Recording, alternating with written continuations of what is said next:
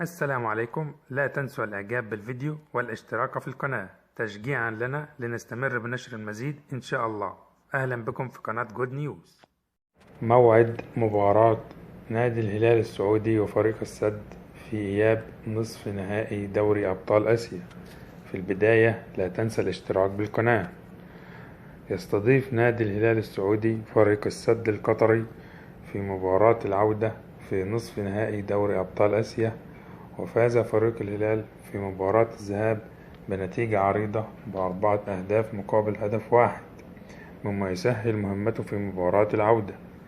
وستقام المباراة في 22 من أكتوبر على استاد جامعة الملك سعود، استاد الرعب، في تمام الساعة 7:15 مساء. ويحتاج الهلال للفوز بأي نتيجة أو التعادل بأي نتيجة للصعود للدور النهائي. ويتصدر جوميز هدافي نادي الهلال في البطولة برصيد 8 أهداف. نأمل منكم ترك توقعاتكم لنتيجة المباراة في التعليقات.